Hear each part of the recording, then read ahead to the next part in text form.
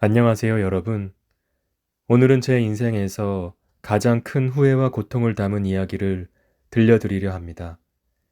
이 이야기를 통해 여러분은 선택이 얼마나 중요한지, 그리고 그 선택이 어떤 결과를 가져올 수 있는지 생각해 보게 되시길 바랍니다. 저는 결혼한 지 20년이 넘은 평범한 남자입니다. 아내와 두 아이와 함께 조용히 안정적인 가정을 꾸려왔고, 우리 가족은 언제나 행복하고 평화로운 삶을 살았습니다. 아내는 저에게 가장 큰 버팀목이었고, 아이들은 건강하고 밝게 자라주었죠. 외부에서 보는 우리 가족의 모습은 완벽해 보였을지도 모릅니다. 하지만 그런 평온한 일상 속에서도 어느 순간부터 제 마음속에 작은 균열이 생기기 시작했습니다. 아내의 가장 친한 친구인 지연이는 자주 우리 집에 오게 되었고, 처음에는 별다른 생각 없이 그저 반가운 손님으로 맞이했습니다.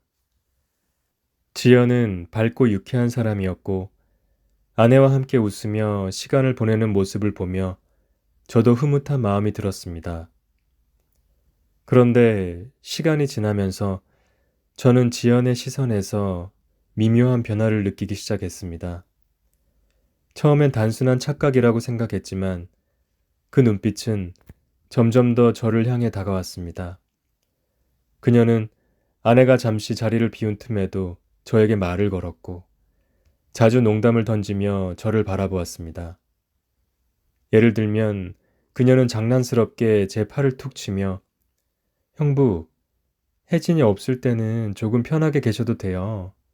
그래도 괜찮잖아요. 라며 눈을 반짝였습니다.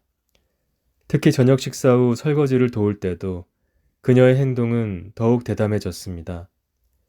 물기가 묻은 손을 일부러 제 손등에 스치듯 닦으며 이럴 땐 도와주는 남자가 최고예요. 라고 속삭이듯 말하던 그녀의 목소리가 아직도 생생합니다. 때로는 의미심장한 미소를 지으며 제 눈을 바라보았고, 그 시선은 마치 제 마음을 꿰뚫어 보는 듯 했습니다. 혜진이 잠시 전화를 받으러 자리를 비우면 지연이는 자연스럽게 제 옆에 앉아 다리를 꼬며 형부는 참 좋은 남편이세요. 이렇게 자상한 모습 혜진이는 정말 행복하겠어요. 라며 칭찬을 건넸습니다. 하지만 그 말 속엔 은근한 유혹이 섞여 있었습니다. 저는 불편함을 느끼면서도 동시에 그녀의 시선이 가져다주는 묘한 설렘에 혼란스러웠습니다. 심지어는 혜진이가 잠시 외출했을 때 지연이는 저에게 조금 더 노골적인 태도를 보였습니다. 형부, 혜진이 없는 사이에 저랑 커피 한잔 어때요? 라며 장난스럽게 물었고, 제가 난감한 표정을 짓자 그녀는 웃으며 농담이에요. 하지만 가끔은 조금 특별한 시간도 필요하지 않을까요? 라고 덧붙였습니다. 저는 스스로를 다잡으려 했습니다. 혜진이의 가장 친한 친구라는 사실은 저에게 큰 경계심을 불러일으켰고, 저는 그 경계를 넘지 않기 위해 노력했습니다. 하지만 지연의 존재는 제 마음을 점점 더 흔들어 놓았습니다. 죄책감과 호기심이 뒤섞인 복잡한 감정 속에서 저는 스스로를 합리화하기 시작했습니다. 이 정도는 괜찮겠지. 라는 생각이 서서히 자리를 잡아갔습니다. 그러던 어느 날 혜진이가 외출을 하게 되었습니다. 그리고 지연이가 우리 집에 찾아왔습니다. 저는 그녀의 방문이 어색하게 느껴졌지만 그녀는 아무렇지 않게 저를 맞이하며 미소를 지었습니다. 시간이 흐르며 우리는 자연스레 대화를 나누었고 그녀는 서서히 저에게 다가왔습니다.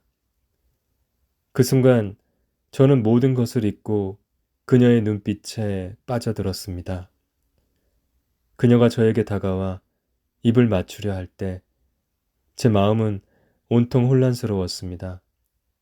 하지만 저는 그 유혹을 뿌리치지 못했습니다.